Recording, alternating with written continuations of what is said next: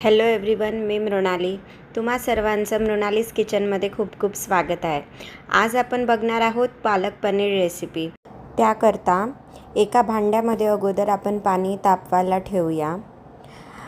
इथे मी पालक स्वच्छ धुवून घेतलेली आहे. पाणी थोडं बॉईल झालं की त्यामध्ये पालक आपण वाफवायला टाकूया. पालक जोपर्यंत बॉईल होत आहे तोपर्यंत आपण ग्रेव्ही करता जो लागणार आहे मसाला तो रेडी करणार आहोत. त्याकरता एका मिक्सरच्या पॉटमध्ये मी 2 मीडियम साईजचा कांदा कट करून घेतला आहे, 1 मीडियम साईजचा टोमॅटो आणि 4-5 हिरव्या मिरच्या, दालचिनी आणि कोथिंबीर टाकून याची प्युरी रेडी करून घेऊया.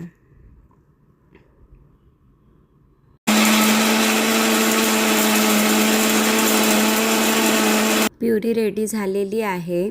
आता आपण वाफवलेली पालक काढून त्यावर थंड पाणी टाकणार आहोत.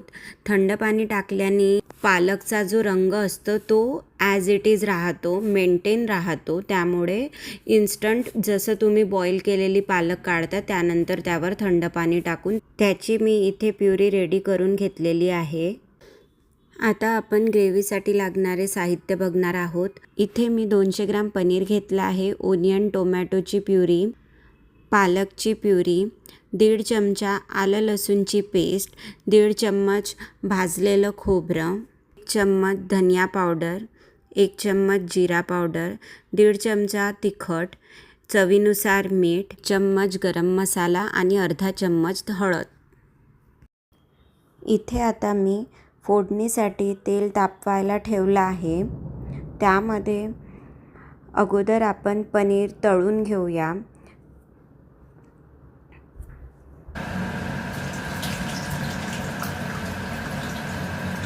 पनीर छान हलके गोल्डन ब्राऊन होतपर्यंत तळून घेतले आहे.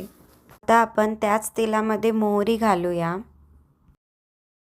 मोहरी छान तडतडली की त्यामध्ये आलं लसूणची पेस्ट घालूया. आलं लसूणची पेस्ट छान परतवून घेऊया आणि त्याला हलकंसं गोल्डन ब्राऊन होईपर्यंत शिजू देऊया. तुम्ही बघू शकता छान गोल्डन ब्राऊन रंग आलेला आहे.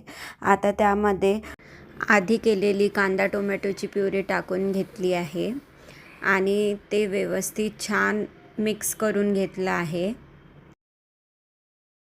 सगळं मिश्रण एकजीव झाल्यानंतर आपण आता ते तेल सुटेपर्यंत शिजू देणार आहोत. तुम्ही बघू शकता मसाल्याला एकदम छान तेल सुटलं आहे, म्हणजेच ते पूर्ण छान प्रकारे शिजलं आहे. आता आपण त्यामध्ये भाजलेलं खोबरं टाकूया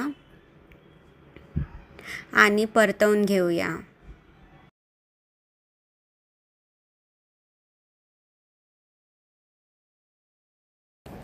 त्यानंतर गरम मसाला, हळद,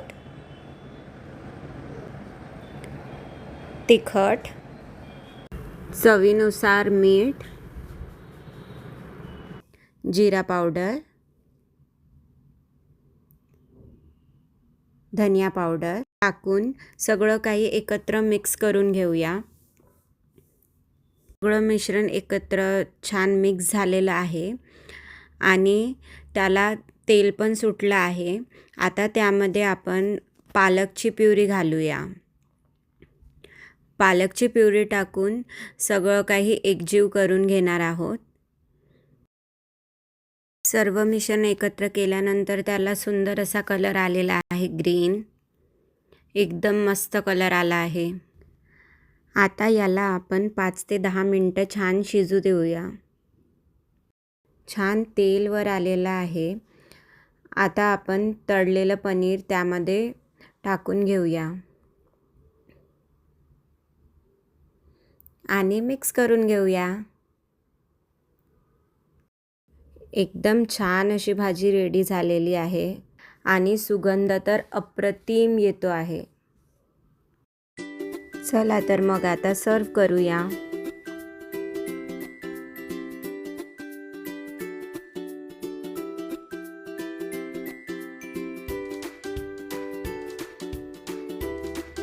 छान कोथिंबीर टाकून त्याला गार्निश करूया।